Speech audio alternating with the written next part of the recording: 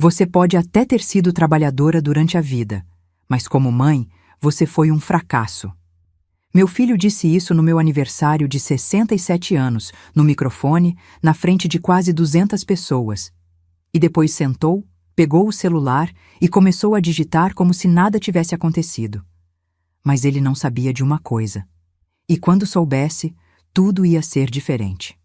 Meu nome é Teresa Cavalcante Braga.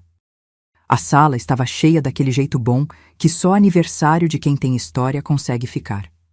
As amigas de 3 décadas, as vizinhas de sempre, as clientes que viraram amigas ao longo de 30 anos de confeitaria, primas que tinham vindo de longe, a Eunice que tinha pego o ônibus de Franca de manhã cedo porque não dirige mais, mas não ia faltar. Eu tinha feito os doces eu mesma, brigadeiro, beijinho, casadinho, aquelas tortinhas de limão que todo mundo pedia e que eu nunca ensinei a receita para ninguém porque era da minha mãe e algumas coisas ficam na família. Tinha enfeitado a sala com aquelas flores que o Hélio sempre comprava para mim em agosto, que era o mês do meu aniversário e o mês que ele mais gostava porque dizia que inverno seco de Ribeirão deixava tudo mais nítido, mais claro, sem aquela neblina de umidade que embaralhava as cores. O Renato chegou atrasado, 40 minutos, com a gravata afrouxada e aquela pressa de quem veio de obrigação, mas ainda precisa parecer que quis vir. A Fernanda estava ao lado dele com um sorriso que eu aprendi a ler nos anos. O sorriso de quem está desconfortável, mas não vai dizer nada, que é o sorriso dela em qualquer situação que envolva o marido e eu no mesmo ambiente. Os filhos pequenos deles não vieram, ficaram com a babá, ele disse, sem explicar mais. Eu abracei meu filho, senti aquela distância que tinha entre nós faz tempo e pensei, mas ele veio, está aqui. É o suficiente. Não era. Na hora do brinde, minha amiga Conceição, que me conhece há 32 anos e que tinha organizado aquele momento com tanto cuidado, pediu silêncio e disse: "O filho da Teresa quer falar." Todo mundo se virou. Renato se levantou com o copo na mão e eu senti aquele calor de mãe que sente orgulho antes mesmo de saber o que vai ser dito. E ele começou. Apesar de tudo que passei, foi a primeira frase, e eu deveria ter entendido ali. Mas não entendi. Fiquei sorrindo, achando que era o jeito dele de falar, aquela forma que ele tinha de sempre colocar o sofrimento antes da gratidão, como se precisasse ser justo com os dois lados antes de qualquer coisa. Continuou dizendo que nunca teve mãe de verdade, que ela sempre priorizou o trabalho antes do filho.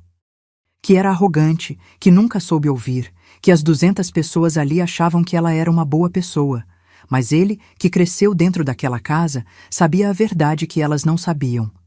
Ouvi cada palavra com aquela paralisia de quem não consegue processar o que está ouvindo porque o cérebro se recusa a aceitar que é real. Vi a Conceição com a mão na boca. Vi a Eunice de pé no fundo da sala, os olhos arregalados, as mãos juntas na frente do corpo. Vi a Fernanda olhando para o chão com aquele sorriso sumido e os ombros curvados de quem sabia o que ia acontecer e escolheu não avisar. E então veio a frase: "Você pode até ter sido trabalhadora durante a vida, mas como mãe, você foi um fracasso." Silêncio absoluto. 200 pessoas que me olhavam sem saber onde colocar os olhos. Renato sentou, pegou o celular, começou a digitar. Mas enquanto eu ficava ali parada com o pratinho na mão e o mundo girando levemente, toquei com a outra mão a alça da bolsa que estava pendurada na cadeira atrás de mim. Dentro dela, como sempre, como todo lugar que eu ia, estava o caderno de receitas da minha mãe. Letra dela na capa. Receitas dela dentro. A vida inteira dentro. Ele não sabia do caderno. Não sabia de muita coisa. As pessoas foram embora devagar naquela noite. Não do jeito que as pessoas vão embora de aniversário bom, com abraço demorado e promessa de fazer de novo logo, mas do jeito constrangido de quem não sabe o que dizer e prefere ir antes de ter que tentar. A Conceição ficou até o fim. Lavou louça comigo em silêncio. E quando foi embora, me abraçou por um tempo longo sem falar nada. E esse silêncio dela, que me conhecia fazia 32 anos e sempre tinha palavra para tudo, me disse mais do que qualquer coisa que ela pudesse ter falado. A Eunice dormiu lá.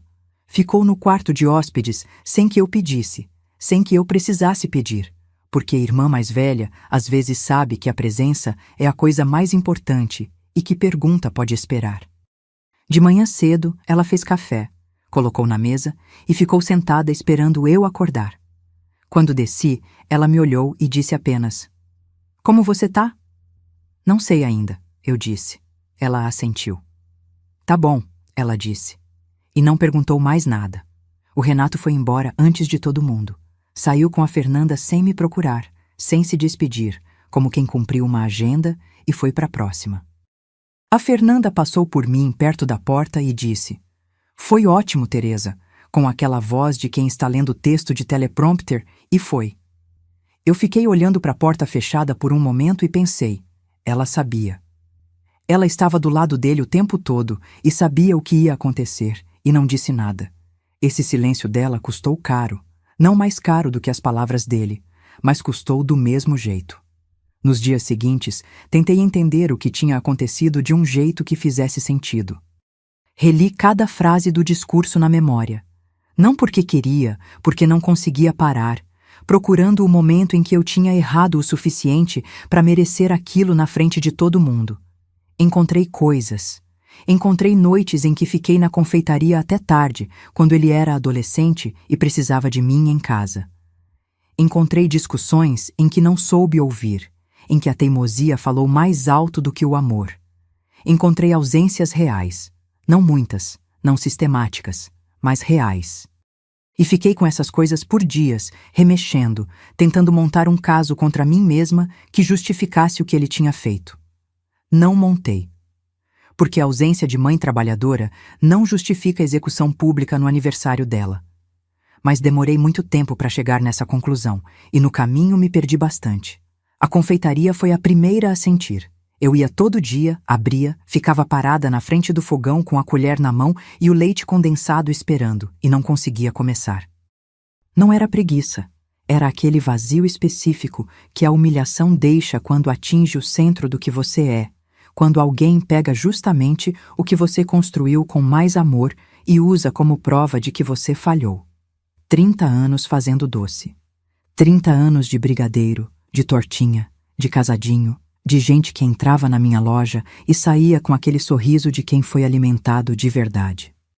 E o meu filho, que comeu cada doce que eu fiz, que cresceu no cheiro daquela cozinha, usou tudo isso para dizer que eu não prestei como mãe. Voltava para casa sem ter feito nada. Tentava de novo no dia seguinte. Às vezes conseguia terminar uma fornada, às vezes não. As clientes perceberam.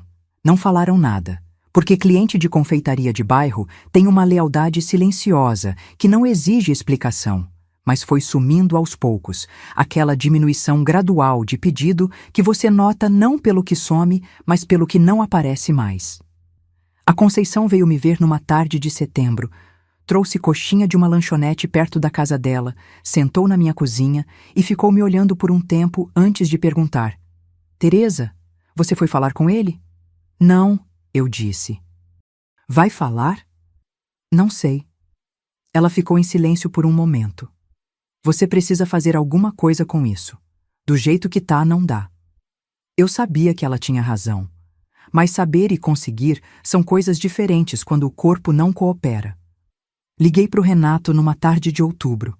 Ele atendeu com aquela voz de quem estava no meio de alguma coisa e não tinha tempo. "Mãe, que foi?" "Preciso conversar sobre o que aconteceu no meu aniversário." Silêncio curto. "Mãe, eu falei o que sentia. Não posso ficar guardando coisa para não magoar. Renato, você disse aquilo na frente de 200 pessoas. As pessoas precisam saber a verdade também." A voz dele era plana, daquele jeito de quem acha que está sendo razoável e não entende por que o outro não consegue ver. "A verdade é que eu fui um fracasso como mãe." "Eu disse o que senti", ele repetiu. "Se a senhora se sentiu mal, isso é uma questão sua." Desliguei. Fiquei com o celular na mão por um tempo longo. Pensei no Hélio. Em como ele ficaria vermelho de raiva se tivesse ouvido aquilo. O Hélio que não era homem de discurso, mas era homem de posição, que quando precisava dizer algo, dizia olhando nos olhos e esperava a resposta, que nunca teria deixado ninguém falar daquele jeito com a mulher dele, nem o próprio filho. Pensei, você não tá aqui para segurar isso comigo. E aquela falta do Hélio chegou com um peso que não tinha chegado em muito tempo. Não a falta cotidiana, mas a falta específica de ter alguém do seu lado quando o mundo tomba. Em novembro, numa segunda-feira de manhã, entreguei a chave do ponto comercial para o locador. Não avisei ninguém. Não fiz festa de encerramento. Peguei as coisas que eram minhas, as formas, as colheres, o avental e o caderno de receitas que ficava na gaveta da cozinha desde sempre. Coloquei nas caixas, empilhei no carro e fui embora. O locador me olhou com aquela expressão de quem quer perguntar, mas não pergunta, e eu disse apenas, vou encerrar. E ele disse, tudo bem, Dona Teresa, com uma gentileza simples que quase me desfez ali mesmo. 30 anos. Fechei em 40 minutos. A Cláudia soube naquele mesmo dia. Não sei como, bairro é bairro. Me ligou com a voz diferente, aquela voz dela quando está segurando alguma coisa. Dona Teresa, é verdade? É. Silêncio. O que a senhora vai fazer? Ainda não sei. A senhora some não, ela disse. Promete que não some. Eu fiz uma pausa antes de responder. Não prometo o que não sei cumprir, eu disse. Ela ficou em silêncio por um momento. Então eu fico de olho, ela disse. E ficou. Em dezembro, a Eunice ligou numa tarde qualquer de uma semana qualquer e disse, sem drama, sem preparação, Teresa, vem pra cá. Eu fiquei em silêncio. Não precisa decidir nada, só vem. Olhei pro apartamento.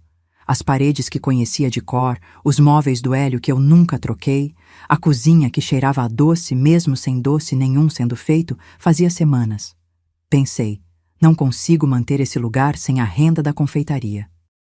Pensei, não consigo ficar aqui sozinha com esse barulho dentro da cabeça. Pensei, a Eunice me conhece desde antes de eu saber quem eu era. Vou no fim de semana, eu disse. Cheguei em Franca numa tarde de sábado de dezembro, com 3 malas e a bolsa de sempre no ombro, com o caderno de receitas dentro, como em todo lugar que eu ia, porque algumas coisas a gente carrega no automático sem saber que está carregando, e aquele caderno era uma delas. A Eunice abriu a porta, olhou para as malas, olhou para mim e disse, deixa eu ajudar com isso. Não perguntou por quanto tempo. Não perguntou nada. Só entrou com a mala mais pesada e foi colocar no quarto que tinha preparado.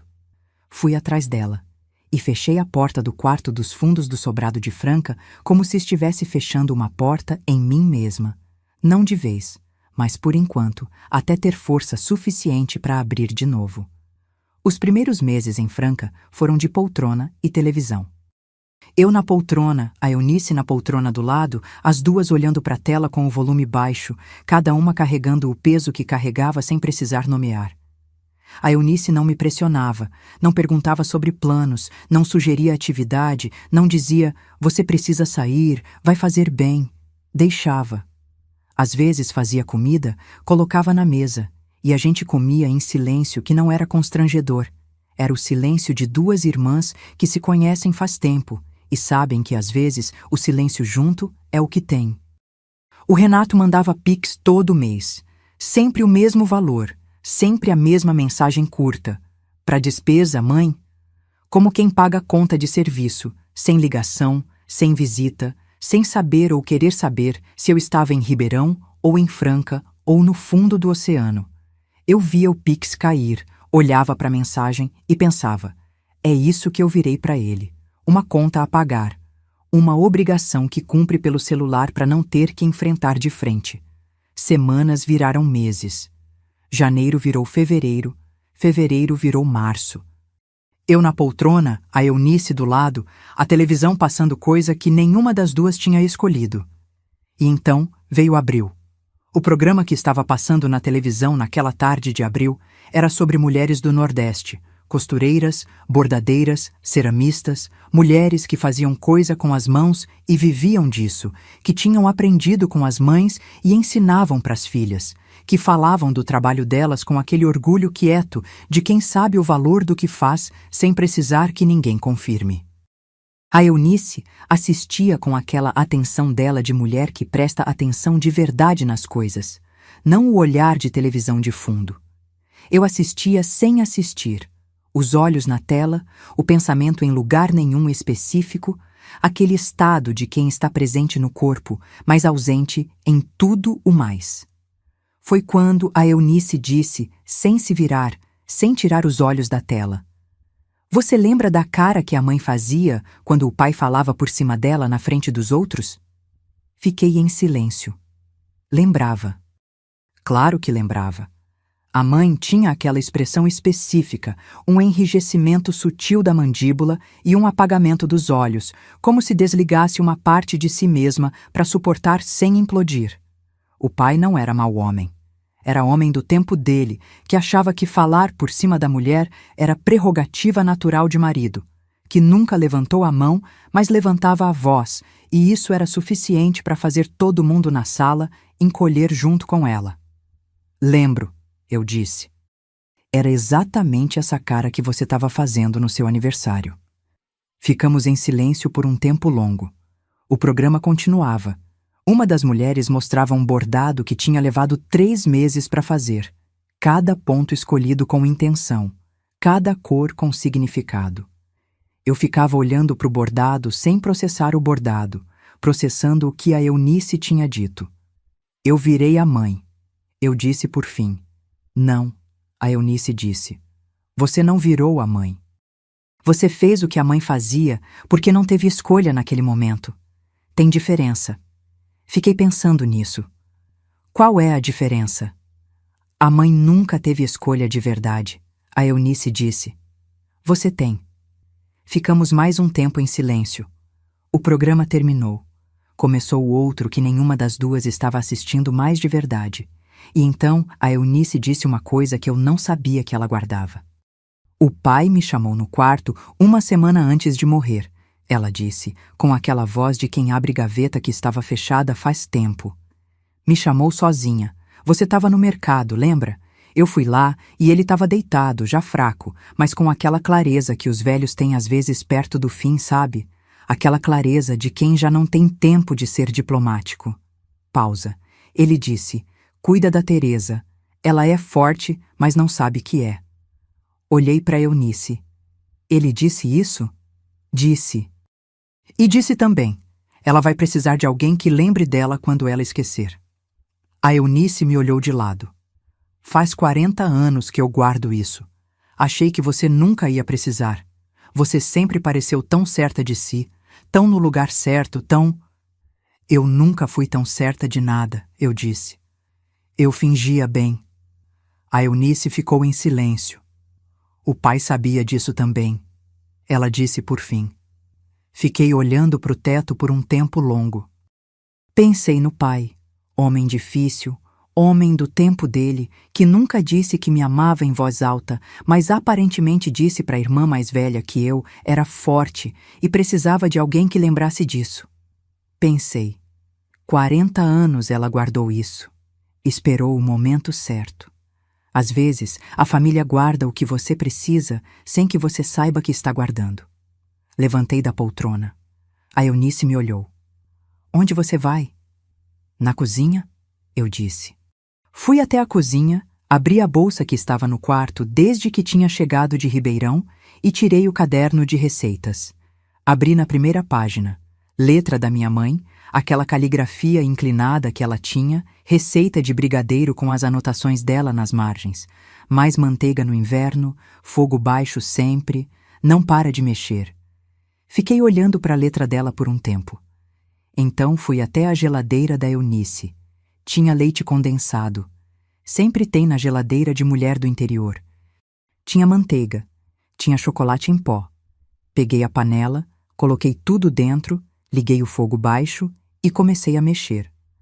A Eunice apareceu na porta da cozinha depois de uns 10 minutos, atraída pelo cheiro.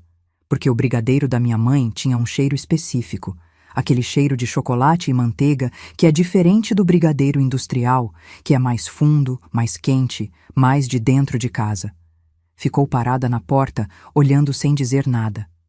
Tá cheirando igual a casa da mãe, ela disse por fim. Não respondi. Continuei mexendo. Mas algo tinha mudado dentro de mim naquele momento. Não explosão, não virada dramática, algo mais silencioso e mais permanente.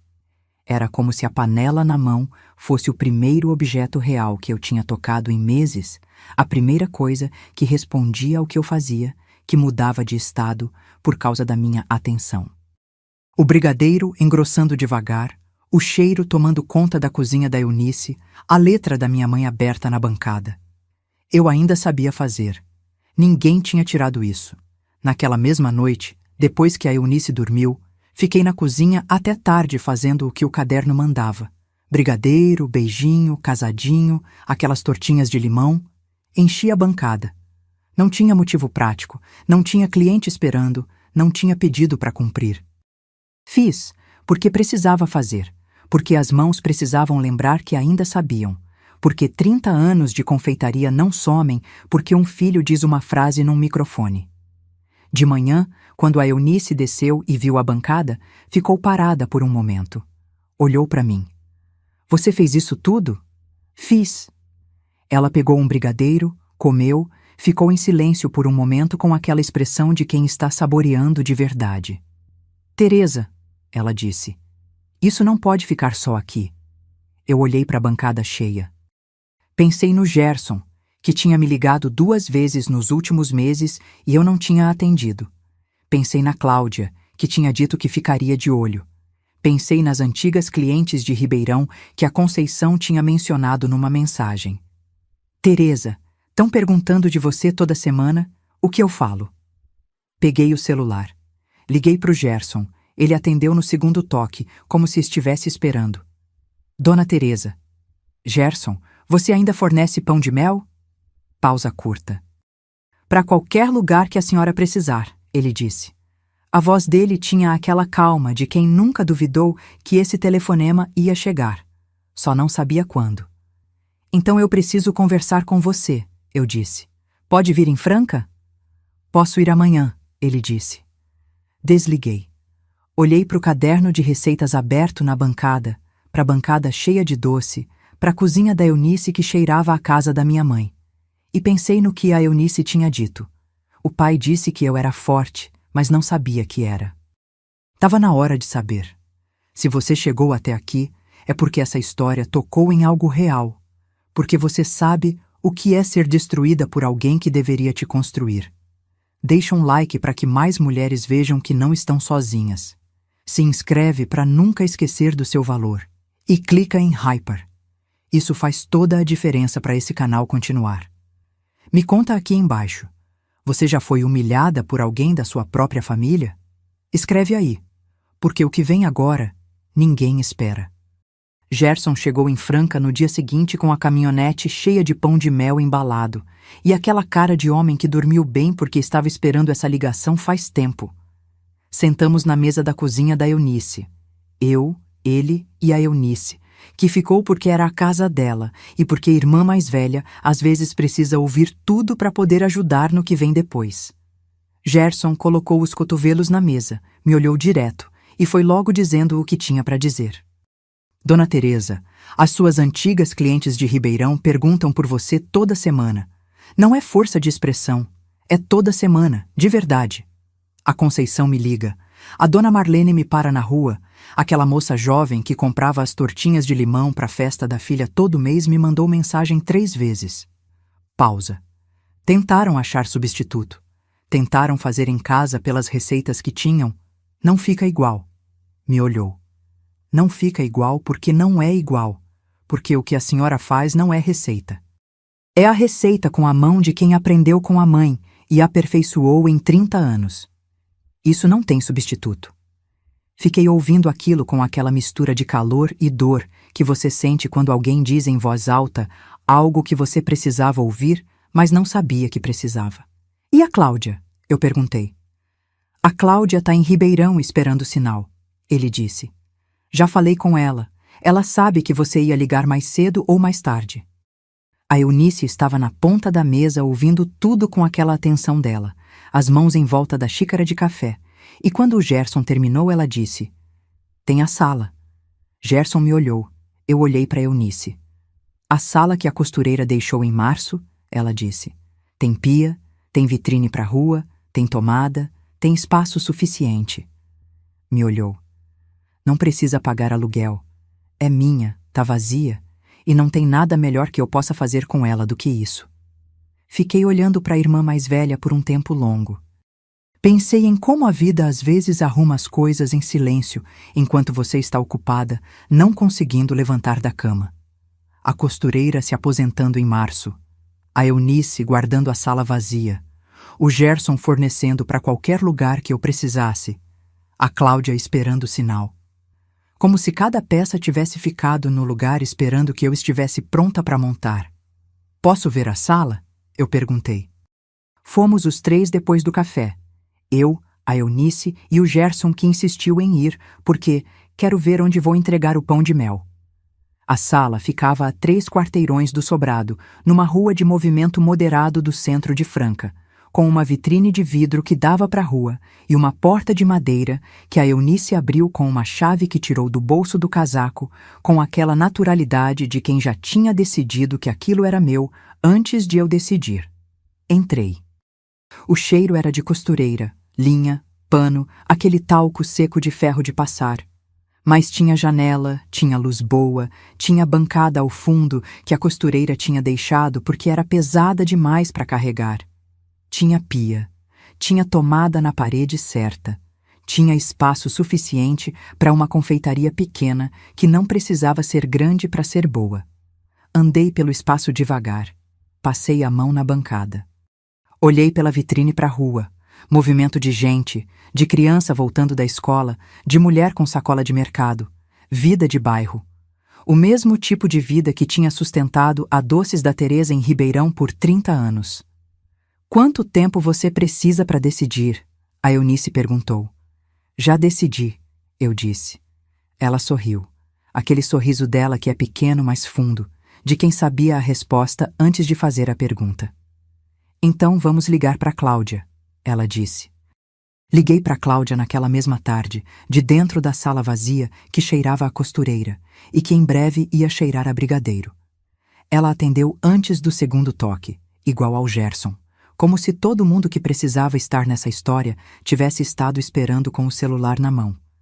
"Dona Teresa? Cláudia, você ainda quer trabalhar comigo?" Um segundo de silêncio. Depois, com aquela voz dela de quando está segurando emoção. "Desde quando a senhora precisou perguntar isso? Preciso que você venha para Franca." "Quando?" "Segunda-feira." "Tô lá." Desliguei. O Gerson estava encostado na parede da sala com os braços cruzados e aquela expressão de homem satisfeito com o andamento das coisas. "E o nome?" ele perguntou. Olhei para ele. "Doces da Teresa," eu disse. "Sempre foi, sempre vai ser." Ele assentiu. "Ele nunca registrou," o Gerson disse. E pela primeira vez em meses, eu entendi que o descaso do Renato pela confeitaria, aquele olhar de filho que nunca achou que valia de nada o que a mãe fazia, tinha sido também o descaso de nunca registrar o nome. O nome era livre, era meu. Nas 2 semanas seguintes, a sala da Eunice foi virando confeitaria devagar, não com reforma grande, não com obra, mas com aquela transformação que vem de uso, de propósito, de pessoa que sabe o que está fazendo num espaço que começa a receber esse conhecimento. Limpamos o piso juntas, eu e a Cláudia, que chegou na segunda com uma mochila e energia de quem estava guardada faz tempo e precisava ser usada. O Gerson trouxe as prateleiras que sobraram do depósito dele.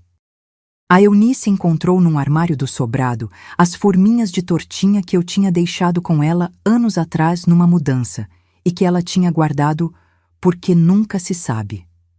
Cada coisa que aparecia era aquele tipo de coisa que você chama de coincidência, mas que, na verdade, é o resultado de anos de pessoas que te amam, guardando o que é seu, sem te dizer, esperando o momento que você precisasse de volta.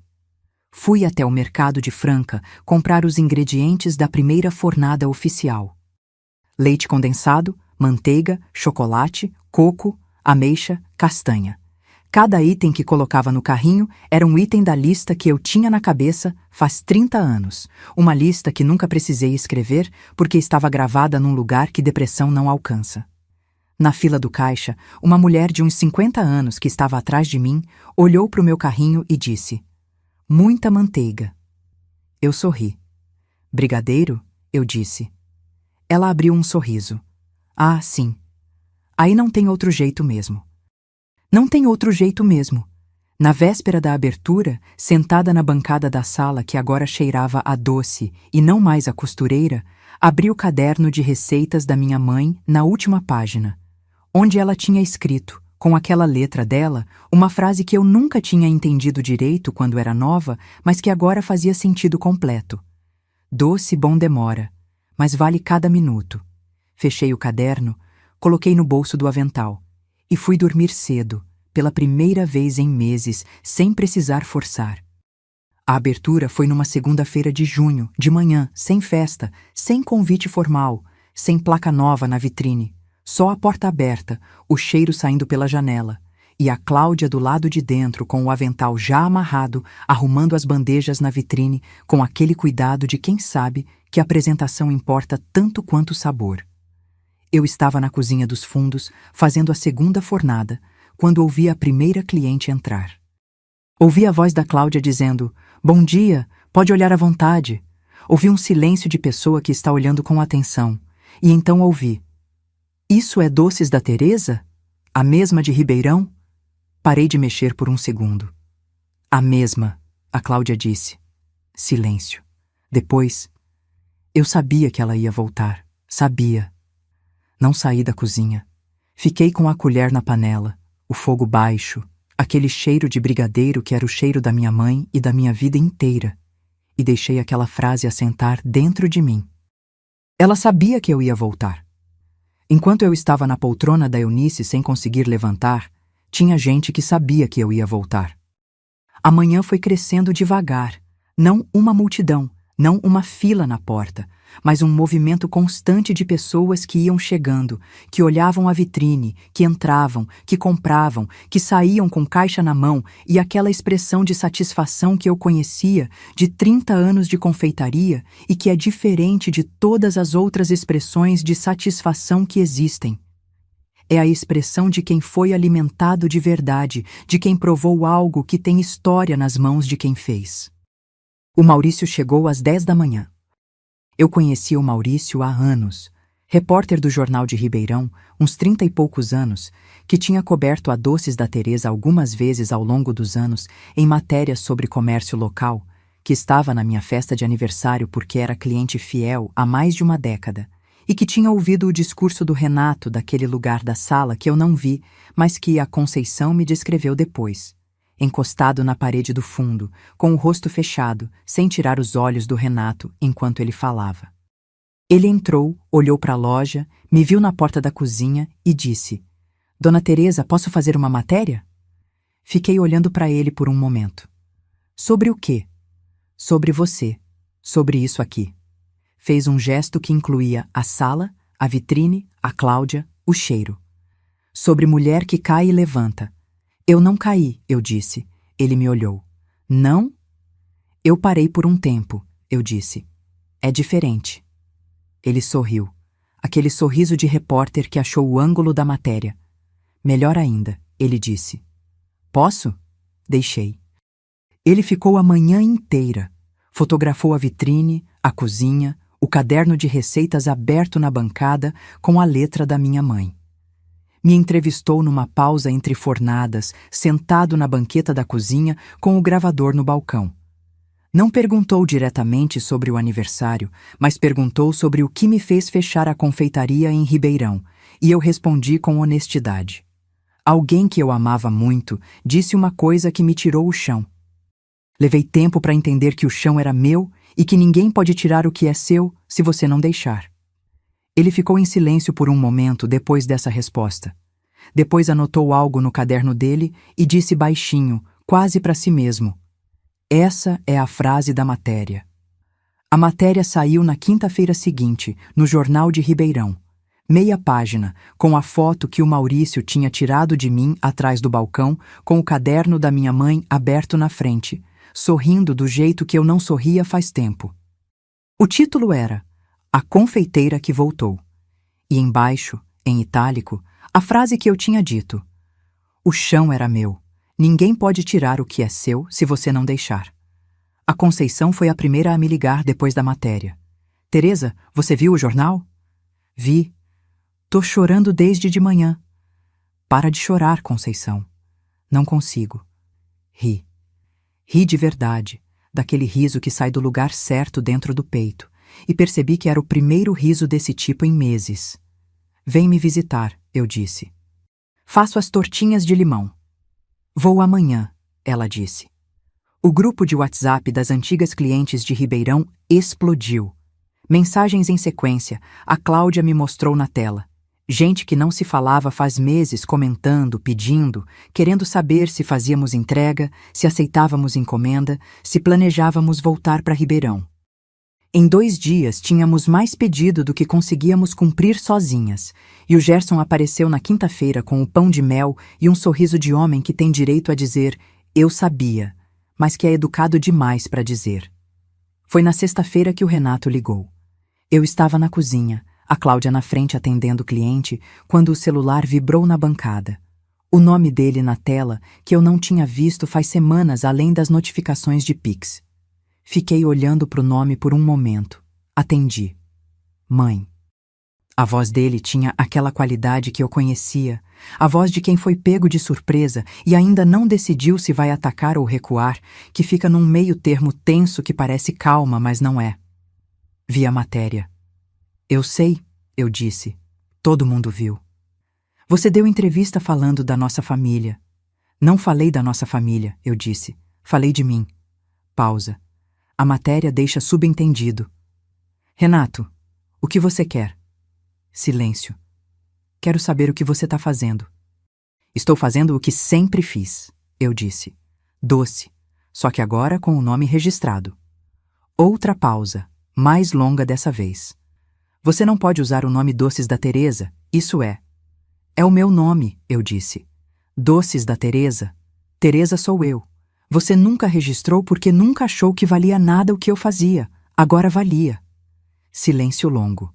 "Mãe, você está me prejudicando." "Você me prejudicou na frente de 200 pessoas no meu aniversário de 67 anos, eu disse. A voz saiu calma. Não fria, não raivosa. Calma do tipo que vem de lugar sólido, de pessoa que passou meses no fundo e chegou de volta à superfície e sabe bem onde está. Disse que eu era um fracasso como mãe, na frente das minhas amigas, das minhas vizinhas, da sua tia Eunice que veio de ônibus de Franca para me ver. Pausa. Então não me fala em prejuízo, filho. Silêncio do outro lado. Quando ele falou de novo, a voz era diferente, menor, aquela voz que eu conhecia de quando ele era adolescente e tinha ido longe demais numa discussão e sabia. Eu estava com raiva, ele disse. Você tinha recusado me ajudar com uma coisa que eu precisava muito, e eu te recusei uma vez na vida, eu disse. Uma vez, depois de ter dito sim para tudo o mais. Silêncio. Você escolheu o meu aniversário para me punir por uma recusa. Não era pergunta. Ele não respondeu, o que era resposta suficiente. Renato, eu disse depois de um momento, eu te amo. Sempre vou te amar porque você é meu filho e isso não muda. Pausa. Mas o que você fez naquela noite não foi raiva, foi crueldade calculada, e eu não vou fingir que não foi. Mãe, não terminei. A voz saiu firme, daquele jeito que sai quando você finalmente sabe o que quer dizer e não tem mais medo de dizer. Você vai ter que viver com o que fez. Com a cara da sua tia Eunice quando você disse aquilo. Com a cara da Conceição. Com as 200 pessoas que ouviram. Pausa. Eu já decidi que não vou viver mais com isso. Já virei a página. Mas você vai ter que virar a sua. E isso é trabalho seu, não meu. Silêncio longo. A senhora tá bem? Ele disse por fim. Aquela mesma pergunta pequena, sem empresa, sem argumento. Só, a senhora tá bem. Tô, eu disse. Pela primeira vez em muito tempo, tô. Desliguei. Fiquei com o celular na mão por um momento. A Cláudia apareceu na porta da cozinha com aquela expressão de quem ouviu, mas não vai perguntar a não ser que eu queira contar. Olhei para ela. Tudo bem? Ela disse. Tudo, eu disse. Vai lá que tem cliente esperando. Ela foi. Voltei para a panela. O brigadeiro estava no ponto. Aquele ponto que você reconhece não pelo tempo, mas pela consistência, pelo jeito que a colher risca o fundo e o risco fica por um segundo antes de fechar. Tirei do fogo. Comecei a enrolar. Cada brigadeiro na bandeja era um brigadeiro que alguém ia comer naquele dia. A mulher que tinha feito 80 quilômetros de Ribeirão, a nova cliente de Franca que tinha entrado pela primeira vez porque o cheiro tinha chegado até a calçada, a criança que a mãe ia trazer depois da escola, porque a Cláudia tinha dito que na sexta tinha tortinha de limão. Pessoas reais, fome real. Doce feito com mão, que aprendeu com mãe, que aprendeu com avó. Ninguém tirava isso de mim. E então, naquela mesma tarde de sexta-feira, aconteceu a coisa que eu não esperava e que fechou tudo de um jeito que eu nunca teria planejado. Uma cliente entrou. Uma mulher que eu não conhecia, uns 40 anos, com aquela expressão de quem está com pressa, mas parou, porque algo na vitrine não deixou passar. Ficou olhando por um momento, entrou, pediu uma caixa de brigadeiro. A Cláudia estava embrulhando quando a mulher disse, casual, como quem comenta o tempo. Eu passei semana passada numa loja em Ribeirão que também faz brigadeiro. Doces finos, entrega, aquela coisa toda. Fez uma pausa. Comi o brigadeiro deles e pensei, isso aqui não tem amor. Técnica tem, apresentação tem, mas amor não tem. Olhou para a caixa que a Cláudia tinha embrulhado com um laço de fita. Isso aqui tem. A Cláudia me olhou pela janelinha da cozinha com aquele olhar de, você ouviu isso? Eu tinha ouvido. Fiquei na cozinha sem aparecer, com as mãos na massa, e deixei aquela frase ficar no lugar que ela merecia ficar. Amor.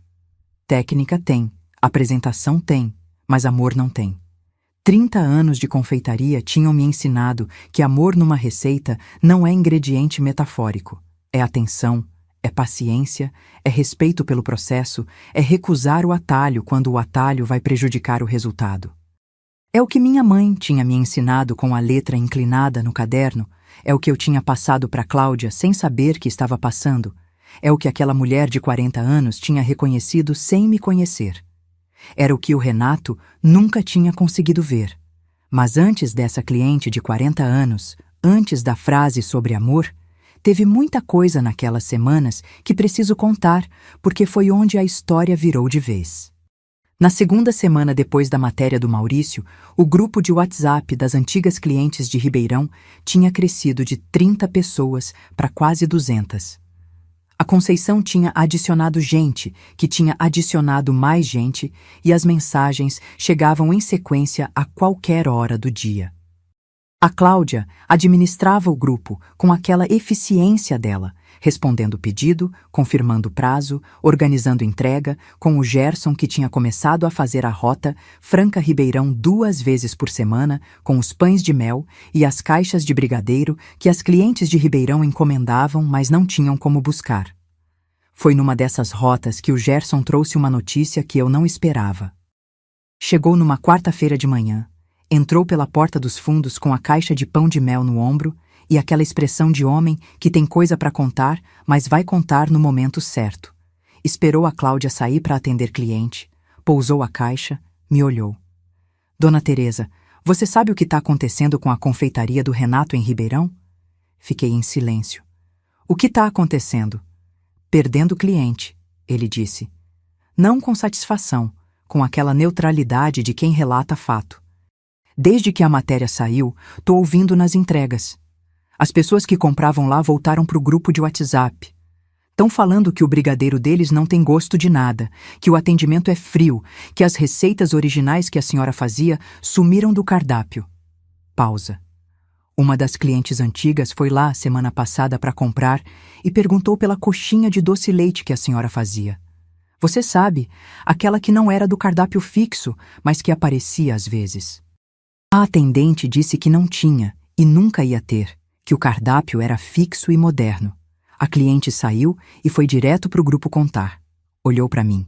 Aí virou uma coisa só. Fiquei olhando para o Gerson por um tempo. Pensei no Renato montando aquela confeitaria com o nome que eu nunca tinha registrado, com as receitas que ele tinha visto sendo feitas a vida inteira, mas nunca aprendido porque nunca achou necessário aprender, com a apresentação moderna que ele achava que era o que faltava. Técnica tem, apresentação tem, mas amor não tem. Aquela cliente de 40 anos tinha dito sem saber que estava descrevendo exatamente o que era. Você não aprende a fazer brigadeiro da Teresa assistindo a Teresa fazer. Você aprende quando a Teresa te ensina, quando você está do lado dela com a mão na panela, quando ela te diz mais manteiga no inverno e fogo baixo sempre, e não para de mexer. As anotações da minha mãe nas margens do caderno que eu passara 30 anos repetindo sem perceber. Renato tinha o nome, não tinha o caderno. Obrigada por me contar, Gerson, eu disse. Não precisa de obrigada, ele disse. Só tô entregando o que é seu de volta. Na mesma semana chegou a carta. Envelope formal, endereço do escritório de advogado impresso no canto, remetente de São Paulo. Abri na mesa da cozinha da Eunice com a Cláudia do lado, que ficou em silêncio enquanto eu lia. Notificação extrajudicial. O advogado do Renato informava que o nome Doces da Teresa estava associado a um CNPJ de titularidade de Renato Cavalcante Braga e que o uso do nome por mim configurava concorrência desleal e poderia resultar em ação judicial. Fiquei com o papel na mão por um momento. Olhei para Cláudia. Ela estava com aquela expressão de quem está com raiva, mas segurando. Ele registrou no CNPJ dele, mas nunca foi para o INPI, ela disse. E eu lembrei que a Cláudia tinha começado faculdade de Direito e não terminado, o que de repente parecia mais relevante do que nunca. Registro de empresa no CNPJ não é proteção de marca. Para proteger nome comercial, você precisa registrar no INPI, Instituto Nacional de Propriedade Industrial. Se ele não registrou lá, o nome é livre. Me olhou. E eu verifico isso em 10 minutos. Verificou. Em 8. Não tem registro no INPI, ela disse, virando a tela do celular para mim. O nome Doces da Teresa está em domínio público. Você pode usar, pode registrar agora mesmo como seu. E se ele tentar alguma coisa judicialmente, vai perder porque você tem precedência de uso por 30 anos documentada em nota fiscal, matéria de jornal, grupo de WhatsApp com 200 pessoas. Fiquei olhando para a tela do celular dela. 30 anos de nota fiscal, 30 anos de matéria de jornal, 30 anos de cliente que lembrava o nome porque o brigadeiro era bom. Quanto custa registrar no INPI? Eu perguntei. Uns R$ 400, a Cláudia disse. Posso fazer o pedido hoje. Faz, eu disse. Liguei para o Renato naquela tarde. Não para responder à carta do advogado, para falar com meu filho. Ele atendeu com aquela voz tensa de quem estava esperando. Você recebeu, ele disse. Não era pergunta. Recebi, eu disse. Renato, você mandou carta de advogado para a mãe pelo nome que ela construiu em 30 anos e que você nunca registrou porque nunca achou que valia nada. Silêncio. Eu não terminei. A voz saiu do lugar que eu estava aprendendo a falar, firme, sem raiva, sem choro, com aquela clareza de pessoa que sabe exatamente o que quer dizer. Hoje registrei o nome no INPI, com precedência de 30 anos de uso documentado. Se você quiser contestar, vai ter que contestar na justiça com um juiz que vai ver 30 anos de nota fiscal do lado de um CNPJ sem registro de marca. Pausa. Mas eu prefiro que você não faça isso. Prefiro que a gente pare aqui. Você com o que você construiu, eu com o que é meu. Sem mais carta de advogado, sem mais disputa. Pausa longa. Você consegue fazer isso? Silêncio do outro lado. Quando o Renato falou, a voz tinha perdido a tensão de antes. O que ficou foi algo mais parecido com cansaço, aquele cansaço de quem brigou uma briga que no fundo sabia que não deveria ter começado. Mãe, por que você recusou me ajudar em setembro, antes do aniversário? Era a pergunta que eu esperava faz meses. Porque era a primeira vez que eu dizia não para você, eu disse. E eu deveria ter dito antes, não por maldade, mas porque dizer sim para tudo não é amor, é medo de perder. Pausa. Eu tinha medo de te perder, por isso nunca disse não. E quando disse uma vez, você me destruiu na frente de todo mundo. Silêncio longo. Isso não foi justo, Renato. Você sabe que não foi. A pausa que veio depois foi a mais longa da conversa. Quando ele falou, a voz era pequena, aquela voz de menino que eu conhecia desde que ele tinha 2 dias de vida. Eu sei, ele disse. 2 palavras, mas eram as certas. Cuida da sua família, eu disse. E liga para mim de vez em quando, não para mandar pix, para falar. Desliguei. Fiquei com o celular na mão por um momento na cozinha vazia. Lá na frente, a Cláudia estava atendendo a última cliente da tarde. O cheiro de brigadeiro tinha impregnado nas paredes já, daquele jeito que o cheiro de confeitaria impregna quando a confeitaria é de verdade. A Eunice ia aparecer em breve para tomar o café da tarde, como fazia toda sexta. Peguei o caderno de receitas da bancada. Abri na última página, a letra da minha mãe. Doce bom demora, mas vale cada minuto. E abaixo da frase dela, com a minha letra, escrevi a data. Junho de 2025. E abaixo da data, escrevi. Voltei. Fechei o caderno, coloquei no bolso do avental. 3 semanas depois, numa manhã de julho que tinha aquele frio seco de interior paulista que você sente antes de sair da cama, aquele frio que a cidade conhece de cor e que não pede desculpa, acordei cedo, como sempre, e fui para a lanchonete antes do sol esquentar. A Cláudia já estava lá. Tinha a chave desde a 2ª semana. Eu tinha dado sem cerimônia, do jeito que se dá chave para pessoa de confiança, sem discurso. Ela abria, ligava o forno, fazia o café, e quando eu chegava tudo já estava pronto para começar. Esse ritmo tinha se formado sozinho, sem combinação, como os ritmos de trabalho bons se formam. Vesti o avental. Peguei o caderno da bancada. Aberto na página do brigadeiro, letra da minha mãe, mais manteiga no inverno, fogo baixo sempre, não para de mexer. E comecei. A Eunice apareceu às 9 com uma caixa de ovos da feira que tinha passado perto, e uma notícia que ela carregava com aquele jeito dela de entregar coisa importante com calma, como se urgência fosse falta de elegância. Teresa, a loja do Renato em Ribeirão fechou. Fiquei com a colher parada na panela por 1 segundo. Quando? Essa semana, ela disse. A Conceição me ligou de manhã. Coloquei a colher de volta no movimento. Tá bom, eu disse. A Eunice ficou me olhando por um momento, esperando mais alguma coisa. Não teve. Era tudo que eu tinha a dizer. Tá bom. Não era alegria, não era tristeza. Era a sensação neutra e firme de coisa que chegou ao fim que já devia ter chegado antes. O Gerson apareceu mais tarde com um pão de mel e um sorriso que dizia tudo sem precisar dizer nada. A Cláudia estava na frente atendendo a fila que tinha se formado.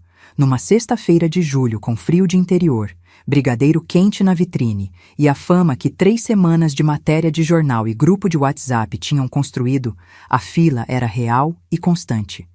Eu fazia, a Cláudia vendia, o Gerson entregava, uma engrenagem simples que funcionava porque cada peça estava no lugar certo, fazendo o que sabia fazer. Numa pausa entre fornadas, sentei na banqueta da cozinha com o café que a Cláudia tinha deixado para mim e abri o caderno na última página. A data que eu tinha escrito semanas antes, junho de 2025, voltei. Fiquei olhando para a data por um tempo. Pensei no Hélio, que teria entrado pela porta dos fundos nesse momento com um sorriso e dito, Cidinha, você fez de novo.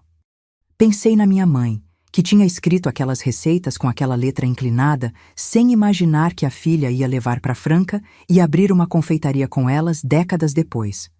Pensei no pai, que tinha chamado a Eunice no quarto e dito, ela é forte, mas não sabe que é. E que estava certo, e que levou tempo, mas que agora eu sabia. Dona Teresa. Era a Cláudia na porta da cozinha. Tem uma cliente que quer falar com a senhora. Manda entrar. Era uma mulher de uns 50 anos que eu não conhecia, cabelo curto, aquela postura de quem está acostumada a tomar decisão. Entrou, ficou na porta da cozinha por um momento, olhando para o caderno aberto na minha mão, pro avental, pro fogão. A senhora é a Teresa? Sou. Eu soube pelo jornal, pelo grupo de WhatsApp, vim de Ribeirão, não para comprar. Vim porque preciso de fornecedor de doce para um evento grande que faço todo ano em setembro, 100 pessoas. E quero doce de verdade, não de buffet. Me olhou. Você faz encomenda grande? Olhei para Cláudia, que estava na porta com aquela expressão de quem está tentando não sorrir. Olhei para o caderno. Olhei para a mulher. Faço, eu disse. 67 anos me ensinaram que o chão é seu quando você constrói ele tijolo por tijolo com as próprias mãos, e que quando alguém tenta te tirar dele, o chão não vai embora. Fica esperando você voltar, porque chão de verdade não pertence a quem grita mais alto. Pertence a quem sabe onde fincou raiz. Eu sabia. Essa história acabou, mas tenho certeza que vai ficar com você. Se ela te tocou, deixa um like. Isso me ajuda a continuar trazendo histórias assim. Me conta aqui embaixo. O que mais te marcou? Foi o discurso do filho? Foi a volta dela? Escreve aí. Tem muitas outras histórias de mulheres assim esperando por você aqui. Se inscreve e clica em Hyper para não perder a próxima.